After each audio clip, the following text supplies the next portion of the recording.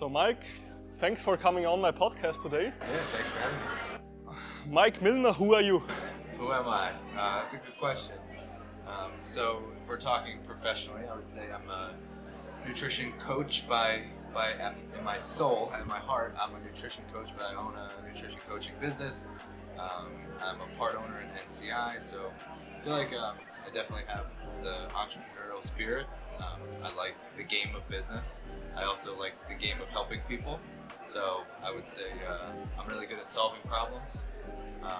Kind of part of my identity is just wanting to help people improve their lives. So I'd say all of that, and then like being a stepfather, being a soon-to-be husband, a dog dad, all parts of who I am.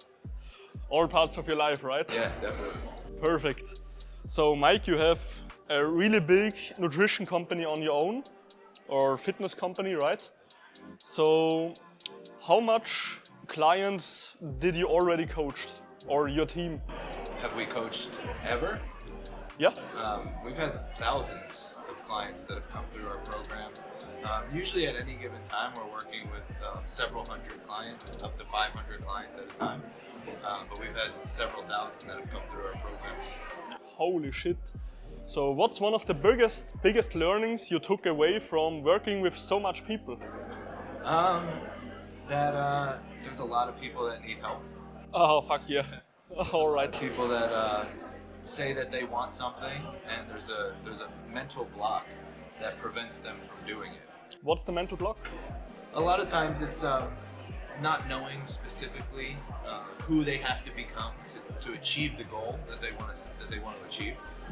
So the mental block is thinking, well, if I know I want this thing, then I should just be able to get it. But there's a lot of work that needs to be done internally to be able to achieve that goal. And I think sometimes we look at the external things and we don't look internal at ourselves. That's so true. So if a client is coming to you and they are like, oh, all I need is like the nutrition part, right? And you are, okay, man, here is a nutrition plan, get fit, right? But he doesn't do it. Exactly. So people sometimes don't understand. So if they want change in their lives, they need to change something on their own, right? So how do you think is the best way to achieve something so you can change permanently and not just a shortcut, you know? Yeah. So I think it's small, incremental changes. Mm-hmm. Proving to yourself that you'll follow through on what you say you're going to do. Because a lot of times when somebody says they want to change, they overhaul everything. Oh yeah. For a very short period of time, but then they go back to the old way. So they fall back, right? Fall back. Yeah. So if I just take one thing and I know that every day I can walk for 5 minutes, and that's going to be my win for the day, and I'm going to prove to myself that I follow through when I say I'm going to do something, but it's so small that it's almost impossible to not do it. Yeah. And you just stack up that evidence over time, and then you just continue to add. So it starts as one thing, and then you add the next thing, and then you add the next thing, and before you know it, in 120 days or 6 months, you have all of this evidence that when you say you're going to do something, nothing gets in your way and you follow through. I love that because most people start something, but they break their own promises, right? So you'd say it like you change some habits to get them inside this whole circle, right? What's a good way to start with all that? So if you are a guy who isn't that fit and you want to change something in your life, what's the best way to start? The best way to start is by defining what you want and why it's important to you. The why is really good, yeah? Very important. You have to know what is it for, otherwise Did you ever hear like, I just want to get fit? Right. Perfect. Let's get fit. Yeah, and so you can always present the frame to somebody and you say, let's say you've tried in the past but you haven't done it. And if I said, well, if I had a gun to your family's head, would your behaviors change? You have to achieve the goal in order for me to not pull the trigger. Would your behaviors change? They say, absolutely. Well, what would you do differently?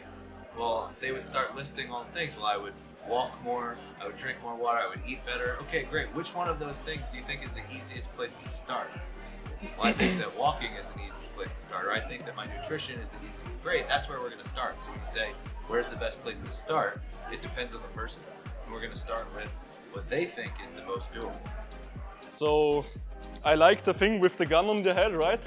Because I have something written in my own book, something like this. And it's true, so if you would have pulled a gun on him or his family, he would have a real strong why, right?